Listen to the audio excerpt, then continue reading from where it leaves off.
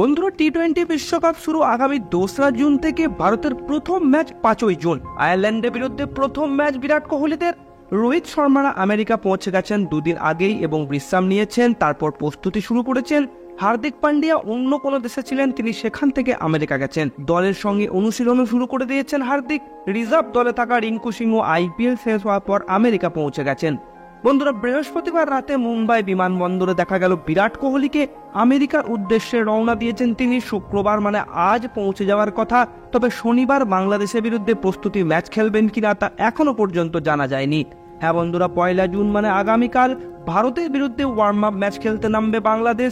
কেমন হবে সেই ম্যাচ এবং আয়ারল্যান্ড টিমের বিরুদ্ধে প্রথম ম্যাচের প্লেইং 11 জানবো এই ভিডিওতে। তোমার মতে টিম ইন্ডিয়া কি পারবে এই বছর চ্যাম্পিয়ন হতে? নিচে কমেন্ট করে ভিডিওটা করে দাও ঝটপট একটা লাইক। ক্রিকেট ও আইপিএল সংক্রান্ত সমস্ত আপডেট বাংলায় পেতে চ্যানেলটিকে করে রাখো সাবস্ক্রাইব। 2রা জুন থেকে শুরু টি-20 বিশ্বকাপ। এইবার প্রতিযোগিতা হবে ওয়েস্ট ইন্ডিজ এবং অস্ট্রেলিয়ায়। ভারতের প্রথম ম্যাচ 5ই জুন আয়ারল্যান্ডের বিরুদ্ধে। 9ই জুন মুখোমুখি হবে ভারত ও পাকিস্তান। টি-20 বিশ্বকাপে ভারত পাকিস্তানকে বারবার হারিয়েছে। টি-20 বিশ্বকাপে ভারত ও পাকিস্তানের মধ্যে এখনো পর্যন্ত 7টি ম্যাচ হয়েছে। 7টি ম্যাচের মধ্যে 6টিতেই জিতেছে ভারত। তো বন্ধুরা, টি-20 বিশ্বকাপে ভারতের প্লেইং 11 কেমন হবে বললে, বেশি করে স্পিনার রেখেছে ভারতীয় ম্যানেজমেন্ট।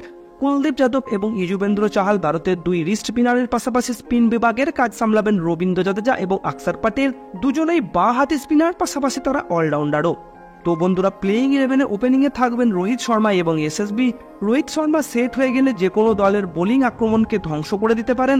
এসএসবি জাসওয়াল প্রথম বল থেকেই আক্রমণের জন্য পরিচিত। রোহিত শর্মা এবং এসএসবি জাসওয়াল দুজনেই ঝোড়ো ব্যাটিংয়ের জন্য পরিচিত। মাত্র কয়েক বলেই ম্যাচের গতিপথ বদলে দিতে পারেন। টিম ইন্ডিয়ার আরেক গুরুত্বপূর্ণ ব্যাটসম্যান বিরাট কোহলি। দুর্দান্ত ফর্মে রয়েছেন তিনি। আইপিএল 2024-এ বিরাট কোহলি 741 রান করেছেন। ব্যাটিং হোক বা ফিল্ডিং, মাঠে বিরাট কোহলির উপস্থিতি বরাবর বিপক্ষ দলকে চাপে রাখে। এছাড়াও বন্ধুরা, মিডল অর্ডারে থাকছে 4 নম্বরে সূর্যকুমার যাদব, 5 নম্বরে Hardik Pandya, wicket keeper batsman হিসেবে 6 নম্বরে ঋষভ পান্থ, 7 নম্বরে রবীন্দ্র জাদেজা, 8 নম্বরে Kuldeep Yadav.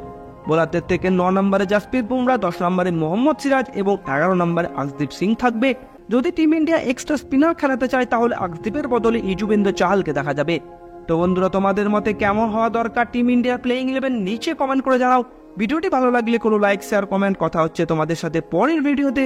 Good bye and take care.